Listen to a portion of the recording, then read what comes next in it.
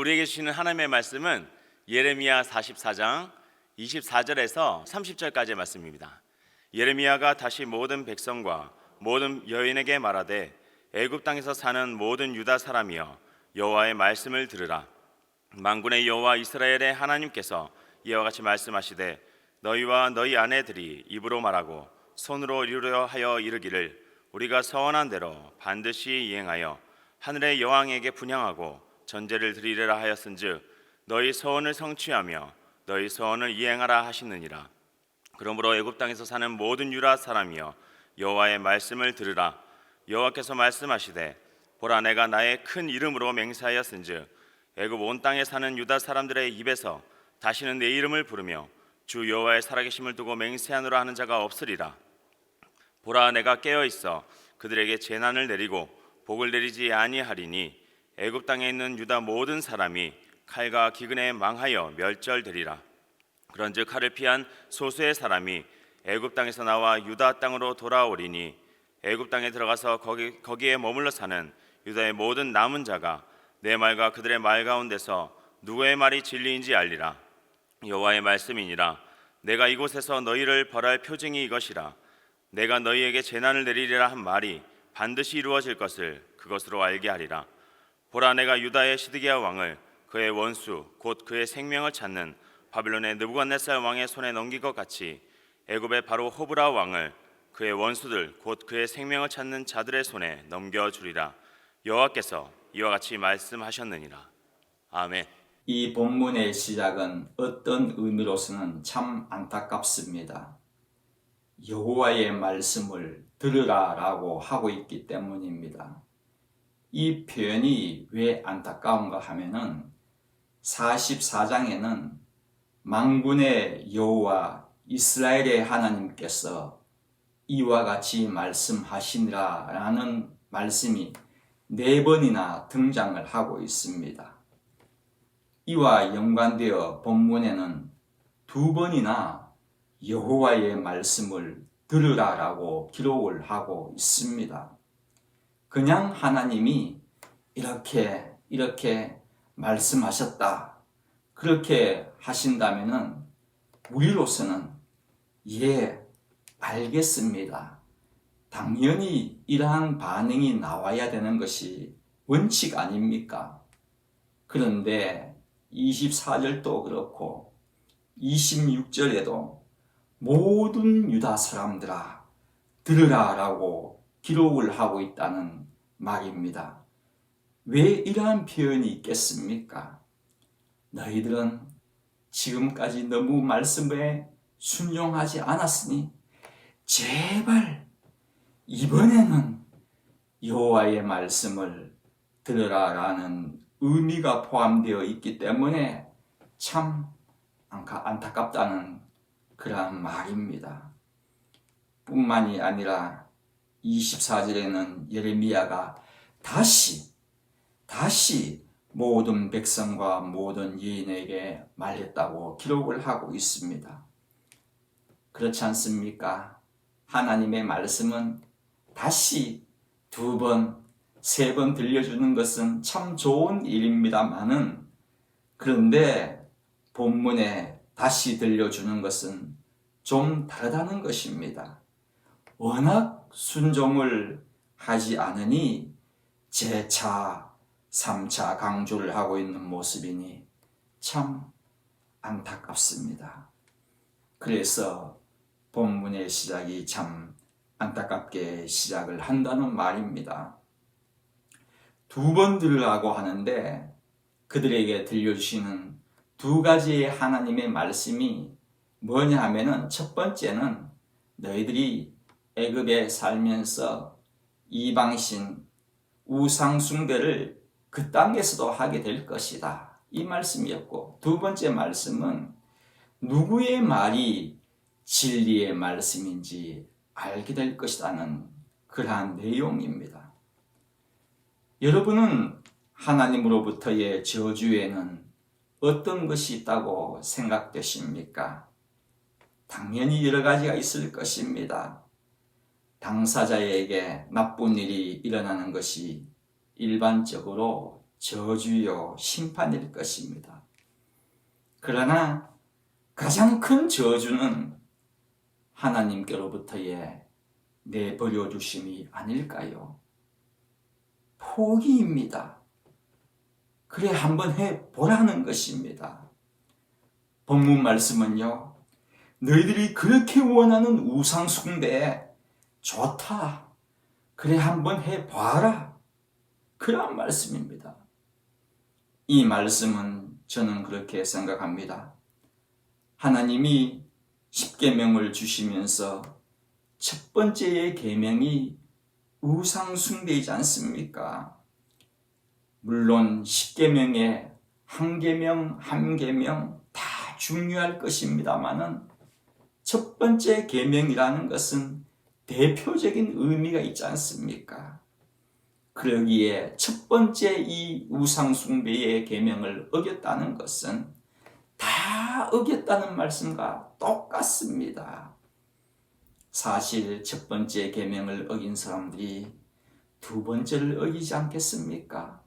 세 번째는 어떻고요? 10가지 전부를 다 어깁니다.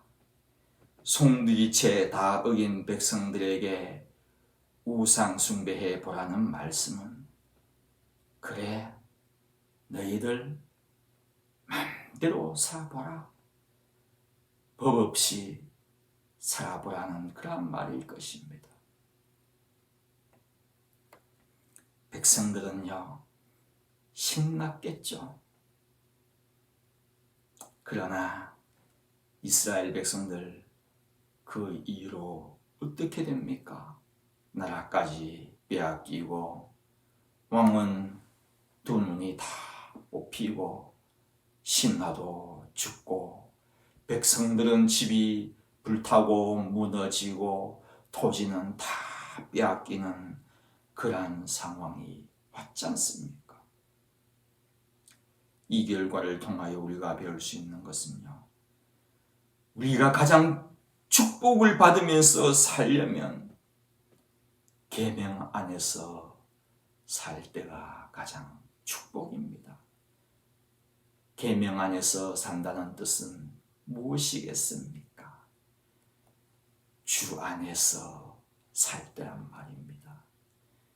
주님 안에서 살 때 가장 축복을 받는다는 사실을 잊지 마시기를 바랍니다. 여러분은 우상 숭배하는 다른 신을 믿고 섬기는 그런 모습을 보기가 쉽지가 않을 것입니다. 특히 우상이 있는 건물을 미국에서 살고 있는 여러분들이 보시기는 참 쉽지가 않지 않습니까? 그런데 일본에 사는 저로서는 온 사방이 우상입니다. 보이십니까? 첫 번째 것은 항공사진입니다. 항공사진인데 빨간색으로 이렇게 사선을 이렇게 놓았는 그 밑에는 우에노 공원이라는 곳입니다.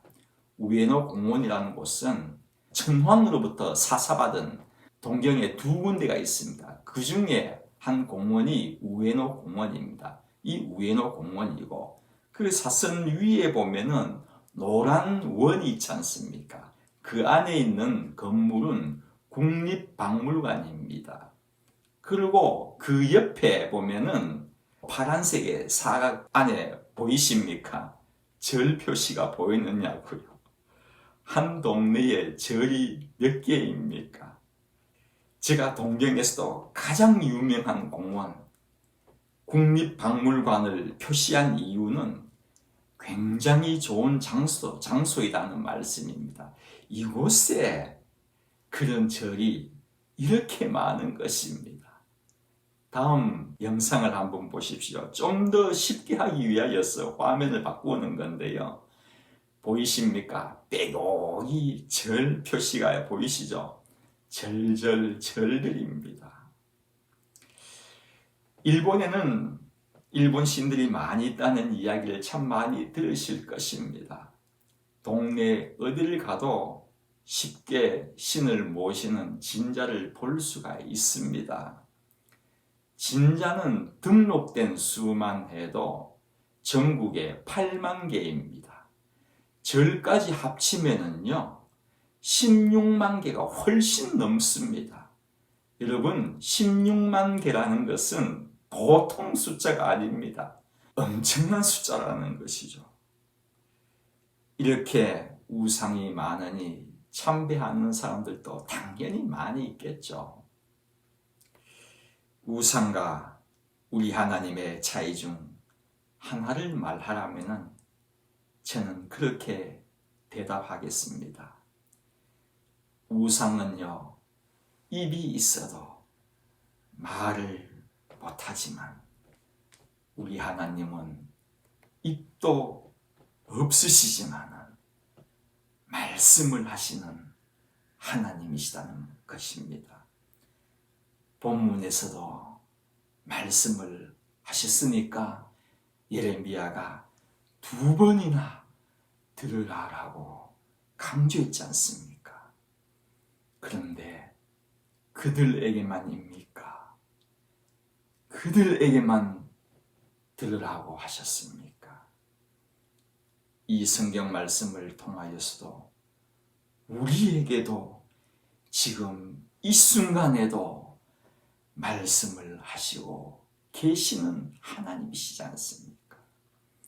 그래서 우리도 지금까지요 깨어졌고 부서지고 앞으로도 꼬꾸라지고 그렇게 되는 것 아닙니까? 말씀을 하시는 하나님이시기 때문에.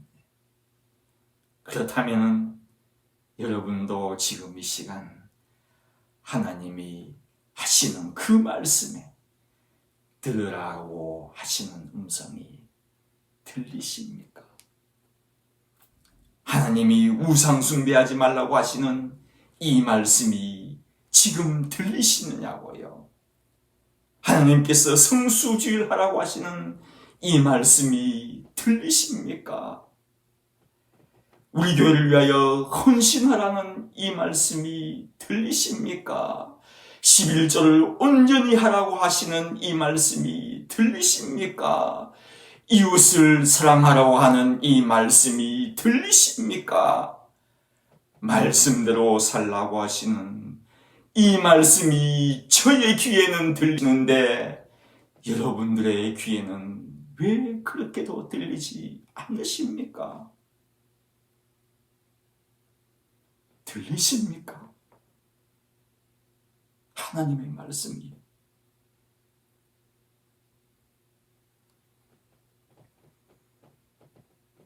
인간이 만든 우상들이야 귀가 있어도 들리지 않기에 그 앞에서 아무리 소리치면서 기도해도 소용이 없습니다. 그러나 하나님이 직접 만드신 우리 인간에게는요 육신의 귀뿐만이 아니라 마음의 귀까지 가지고 있기에 우리들은 이 하나님의 말씀이 들리는 것입니다. 돌아갑시다. 이스라엘 백성들을 본받지 말고요. 돌아갑시다. 주님께로요. 말씀대로요. 27절과 28절 마지막 부분에 이렇게 기록하고 있습니다. 보라 내가 깨어있어 그들에게 재난을 내리고 복을 내리지 아니하리니 애굽 땅에 있는 유다 모든 사람이 칼과 기근에 망하여 멸절되리라. 28절 말씀 그런즉 생략하겠습니다. 마지막 절에 누구의 말이 진리인지 알리라. 하나님께서 2번째 들으라라고 하신 2번째 말씀입니다. 누구의 말이 진리인지 알리라. 이스라엘 백성들은 칼과 기근에 망하여 멸절된 이 엄청난 대가를 치른 후에야 진리를 알았습니다. 그런데 성도 여러분, 여러분들도 진리를 알고 계시죠? 여러분들은 얼마나 큰 대가를 치르시고 난 후에야 진리를 알게 되었습니까? 우리는요, 진리를 알기 위하여 대가를 치른 적도 없고요. 진리를 알기 위하여 노력한 적도 없지만 오히려 진리가 우리를 찾아오셨다는 그 사실을 알고 계십니까? 우리는 그 진리를 알기 위하여 몸부림친 적도 없지만 십자가에 달리신 진리 되신 예수님은 우리에게 진리를 알려주시기 위하여 찾아오시기 위하여서 몸부림치셨다는 사실을 여러분 알고 계십니까?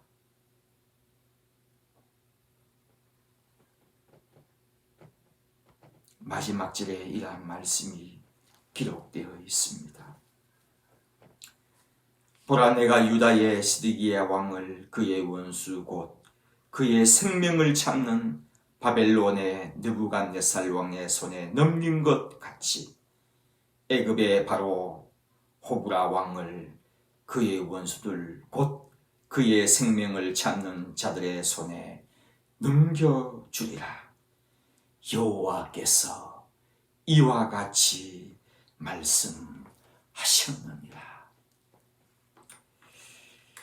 여러분, 이 말씀을 보면 느부갓네살 왕이 시드기야 왕을 잡은 것이나 호브라 왕이 원수의 손에 넘어간 것은 결코 작전 계획을 잘 세워서 아니면은 힘이 있어서 그들을 잡을 수 있었다는 것이 아니라는 말입니다.